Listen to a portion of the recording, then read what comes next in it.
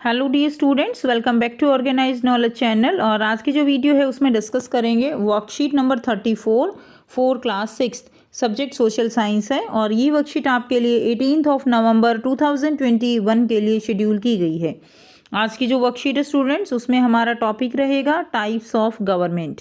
ठीक है, आज हम इस वर्कशीट में गवर्नमेंट के कितने टाइप्स होते हैं वो पढ़ेंगे। सो वर्कशीट शुरू करने से पहले प्लीज़ चैनल को सब्सक्राइब कर दीजिए, बेल आइकन को भी प्रेस कर लो ताकि आपको आने वाली वीडियोस की नोटिफिकेशन वो समय से मिल जाए। सो देखिए आज की वर्कशीट में क्या दिया गया है।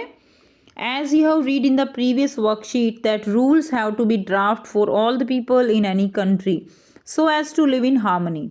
पिछले वर्कशीट में हमने पढ़ा था कि सभी लोगों के लिए एक कंट्री में रूल्स जो हैं वो ड्राफ्ट किए जाते हैं। जिस तरह हमने पढ़ा था स्कूल के कुछ रूल्स होते हैं, हमने पढ़ा सड़क पर चलने के कुछ रूल्स हैं, ठीक है, खेल के कुछ नियम होते हैं। तो इसी तरह देश में शांति स्थापित रहे, हार्मनी रहे, उसके लिए भी देश में कुछ रूल्स बनाए गए हैं। ठीक है, और जो ये रूल्स होते हैं, these rules are called laws of any country. तो किसी भी कंट्री में ये जो रूल्स होते हैं उनको लॉज कहा जाता है, कानून कहा जाता है, which are different in different countries. और ये जो लॉज हैं ये हर एक कंट्री में अलग अलग होते हैं, वहाँ के कल्चर, वहाँ के रहन सहन के अकॉर्डिंग। ठीक है, in any country it is the responsibility of the government to make laws and get them implemented।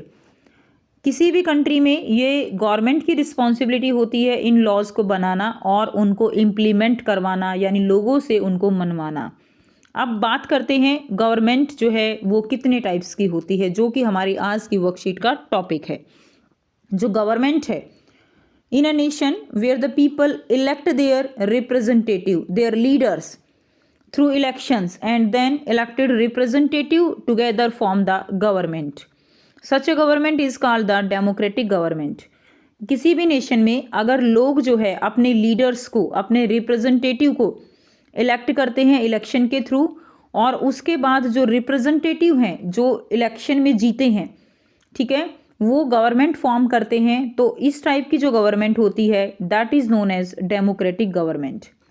जैसे कि अगर हम बात करें इंडिया की, तो इंडिया में जो है वो क्या है, इंडिया में डेमोक्रेटिक गवर्नमेंट है।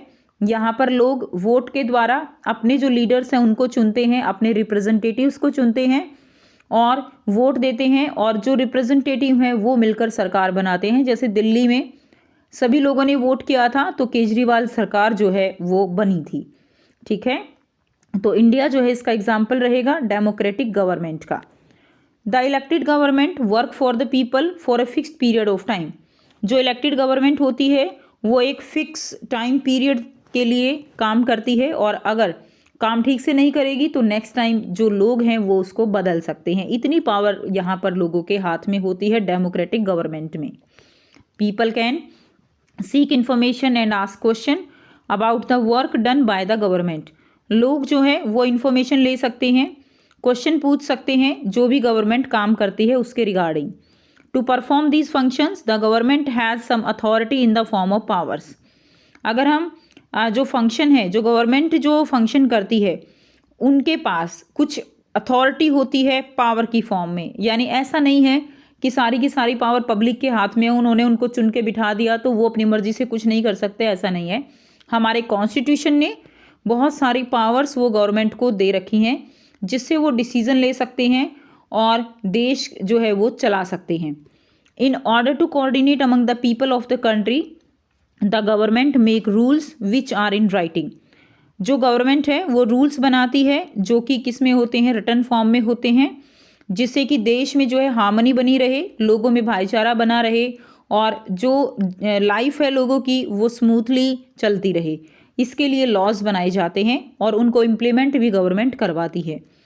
These laws are apply equally to all people. जो भी लॉज होते हैं वो इक्वली जो है सभी लोगों के ऊपर अप्लाई होते हैं, यानी सभी लोगों को वो मानने होते हैं। नेक्स्ट देखिए, in a country where the government is not elected jointly by the people the right to make all the decision in the form of government lies with only one person called the king और queen. एक country जिसमें government लोगों के द्वारा नहीं चुनी जाती है और जो डिसीजन होते हैं वो केवल एक ही पर्सन लेता है, एक ही व्यक्ति लेता है, और वो कौन होता है? वो राजा या रानी होता है। ऐसी जो गवर्नमेंट होती है वो मोनार्की होता है। क्या कहलाता है? Monarchy system. ठीक है, इसमें जो किंग और क्वीन है उन्हीं का डिसीजन फाइनल होता है और उनके डिसीजन के ऊपर कोई क्वेश्चन नहीं कर सकता। द किंग और queen choose the next king और queen among his son and daughter or by any person of his own free will। इसमें जो राजा या रानी होता है उसका जो पुत्र होगा, उसका जो बेटा होगा या बेटी होगी, उसको वो राजा या रानी बना सकता है, या उसके अलावा अगर वो किसी दूसरे पर्सन को भी चाहे तो भी वो उसको राजगद्दी पर बिठा सकता है। ठीक है, यानी इसमें पब्लिक का कोई रोल नहीं होता है, इसमें जो कुछ भी है वो राजा के या रानी के हाथ में होता है। ठीक है, नेक्स्ट देखिए, द किंग और queen discuss various issues with some of his trusted person and decide. जो किंग और क्वीन है वो जो भी इश्यूज होते हैं वो अपने जो ट्रस्टेड पर्सन होते हैं, कुछ लोग जो चुने हुए होते हैं जिनके ऊपर उनको फेथ होता है, उन्हीं के साथ डिस्कस करके वो डिसीजन लेते हैं और उन्हीं के ऊपर जो है वो ट्रस्ट करते हैं। द किंग और queen also has the right to make and enforce laws. King और क्वीन जो है वो राइट होता है उनको लॉज बनाने का और उन्हीं को जो है राइट है उनको लागू करवाने का। Okay, people can neither seek information NOR question about the decision taken. लोग जो है जो भी उन्होंने डिसीजन ले लिया उसके ऊपर वो क्वेश्चन नहीं कर सकते, उनसे इन्फॉर्मेशन नहीं ले सकते, यानी लोगों के पास कोई किसी तरह का राइट यहाँ पर नहीं होता। And action taken by the king और क्वीन, और जो भी एक्शन किंग और क्वीन लेते हैं वो जो है उसके ऊपर क्वेश्चन नहीं कर सकते। The government of such a country is called a monarchy. इस तरह की जो गवर्नमेंट होती है, ठीक है, उसको क्या कहा जाता है? उसको मोनार्की कहा जाता है। अब देखिए, हमने दो टाइप की गवर्नमेंट पढ़ी, एक हमने डेमोक्रेटिक टाइप ऑफ गवर्नमेंट पढ़ी है, एक हमने मोनार्की सिस्टम पढ़ा है, मोनार्की टाइप ऑफ गवर्नमेंट पढ़ी है। मोनार्की जो राजा रानी होते थे, ठीक है, जो पहले बहुत ज़्यादा थे, अब जो है लगभग मोस्टली देशों में डेमोक्रेटिक सिस्टम हो चुका है, लेकिन कुछ जगह अभी भी जो है ये चलता है।